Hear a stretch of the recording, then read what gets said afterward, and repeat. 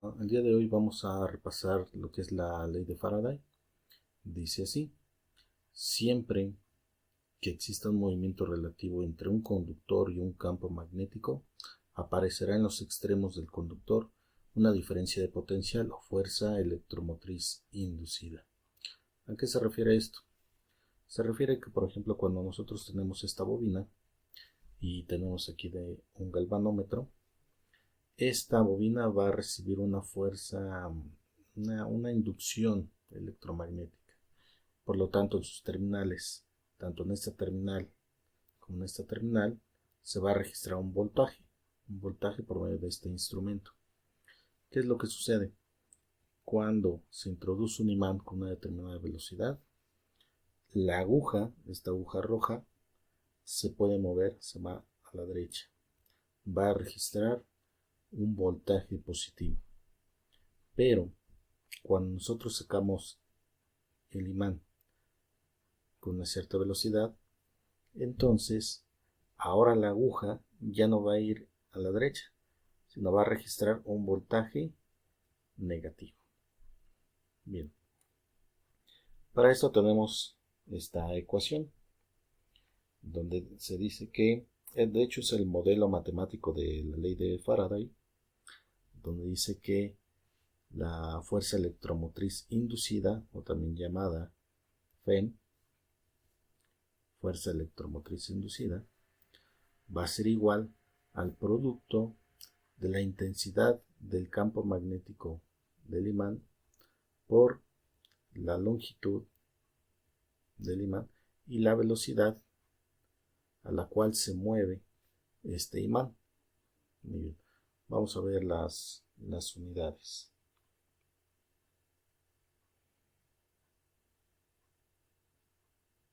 Tenemos aquí que la inducción magnética lo vamos a tener en Weber sobre metro cuadrado. La longitud la tenemos en metros y la velocidad en metros por segundo. Por lo tanto, metro por metro me va a dar metro cuadrado. Es decir, vamos a tener Weber sobre metro cuadrado, lo multiplicamos por 2 metros y por metro sobre segundo. Entonces, metro por metro cuadrado se va a eliminar con este. Por lo tanto, las unidades de la fuerza electromotriz va a estar en Weber sobre segundo, o simplemente voltios. Voltios. ¿Ok? Bien. Vamos a conocer la ley de Lenz o a recordar la ley de Lenz. Dice así: siempre que exista una fuerza electromotriz inducida, origina una circulación de corriente inducida que tiene un sentido tal que se opone a la causa que lo produce. Nuevamente, aquí tenemos la fuerza electromotriz inducida, una FEM. N es el número de espiras que tiene la bobina, tanto phi final y phi inicial. Las unidades son los Webers, es el flujo magnético, y T está en segundos, en tiempo. Y así tenemos las unidades de la FEM, que está en Weber sobre segundo, o simplemente voltio. Ahí está. Bien. También tenemos esto tiene mucha aplicación en lo que son los generadores eléctricos. Tenemos esta ecuación y tenemos esta ecuación. La segunda es considerando la velocidad angular. Vamos a explicar qué es cada una de ellas. Ya sabemos que esta es la FEM, la fuerza electromotriz inducida. Aquí tenemos el número de espiras En este caso, pues aquí podemos ver el número de espiras. Simplemente un número, es adimensional. Esto está en Weber sobre metro cuadrado. El área, también tenemos un área que va a estar en metros cuadrados, y esta área se refiere precisamente a la que tenemos aquí en el diagrama en la bobina. En este caso sería el área de la bobina. Ahí lo tenemos marcado. Bien. Tenemos la velocidad angular, que está en radianes por segundo, y tenemos el ángulo. Este ángulo se refiere, si vemos el diagrama, se refiere al ángulo que forma entre las líneas de fuerza magnética y la superficie, es decir, podemos tener este ángulo junto con este ángulo es para nosotros alfa. Bien,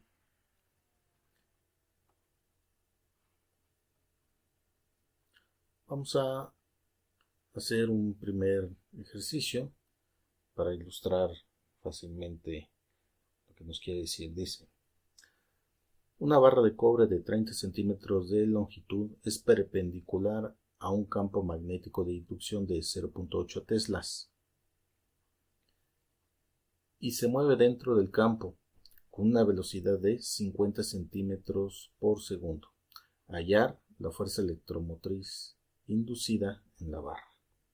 Bien, para este caso vamos a utilizar la siguiente ecuación. La fuerza electromotriz inducida es igual a beta LV. ¿Ok? Sustituimos simplemente los datos que tenemos. La fuerza electromotriz inducida es igual a 0.8 teslas. Pero nosotros sabemos que los teslas son Weber sobre metro cuadrado. Entonces lo escribimos. Weber sobre metro cuadrado. Lo vamos a multiplicar por la longitud de la barra, que aquí lo tenemos. La longitud de la barra son 30 centímetros. En este caso vamos a poner 0.3 metros. Y lo multiplicamos por la velocidad, que son 50 centímetros por segundo, o en este caso serían 0.5 metros por segundo. Vemos que las unidades metro con metros se va. Entonces, la fuerza electromotriz inducida nos da de 0.12 voltios. O Weber sobre segundo. Aquí tenemos nuestro resultado. Bien. Vamos a hacer otro sencillo ejercicio. Aquí lo tenemos. Bien. Dice: una bobina de 50 espiras tarda 0.02 segundos en pasar entre los polos de un imán. Desde un lugar en donde el flujo magnético es de 3 por 10 a la menos 5 Weber hasta otro en el que dicho flujo es de 13 por 10 a la menos 5 Weber. Calcular el valor medio de la fuerza electromotriz inducida en la bobina. En este caso vamos a utilizar la siguiente ecuación. Fuerza electromotriz inducida es igual a menos N por phi final menos el flujo inicial entre el tiempo. Vamos a utilizar esta ecuación. Sustituimos los valores. Tenemos 50, lo que son 50 espiras. Aquí lo tenemos. tenemos el flujo final, es decir, a qué posición se movió, a 13 por 10 a la menos 5 Webers menos del lugar donde venía, de un lugar donde el flujo tenía este valor de 3 por 10 a la menos 5 Webers. Ahí está. Entre el tiempo, ¿en cuánto tiempo lo hizo? Lo tenemos que el tiempo lo hizo en un tiempo de 0.02 segundos. Entonces desarrollamos, vamos a ver cómo nos queda, menos 50 por 13 menos 3 serían 10 por 10 a la menos 5 Webers. Todo esto entre 0.02 segundos. Por lo tanto, es igual a menos 500. 50 por 10 son 500 por 10 a la menos 5 Webers. Entre ese 2 lo podemos poner así, 2 por 10 a la menos 2 segundos. Y lo podemos poner así. Esto es igual a menos 250 por 10 a la menos 3 Webers sobre segundo. O simplemente lo podemos colocar así, menos 0.25 Weber sobre segundo o voltios. Y con esto ya hemos encontrado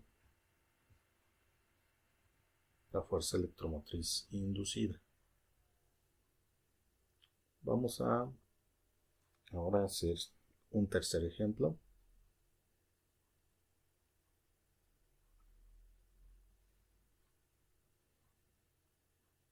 Dice así: una bobina de 20 espiras y 400 centímetros cuadrados de área gira a una velocidad angular constante de 30 radianes por segundo con respecto a su eje, cuando su plano es paralelo y a un campo magnético de inducción igual a 0.3 teslas. Hallar la fuerza electromotriz inducida alterna en la bobina en ese instante. Primero lo que tenemos que deducir es el ángulo en el que está. Dice, el plano es paralelo al campo magnético. El campo es paralelo al campo magnético. Por lo que deducimos que el ángulo que tenemos que tomar en cuenta es de 90 grados. 90 grados. Bien. Vamos a ver. Vamos a utilizar la siguiente ecuación. E es igual a n beta por el área, por la velocidad angular, por el seno de el ángulo. Por lo tanto, el voltaje es igual a, tenemos 20 espiras, lo tenemos que multiplicar por 0.3 por 0.3 Weber sobre metro cuadrado, lo multiplicamos por el área, que en este caso son 400 centímetros cuadrados. Cuando lo pasamos a metros cuadrados nos da 4 por 10 a la menos 2 metros cuadrados. Lo multiplicamos por la velocidad angular, que son 30 radianes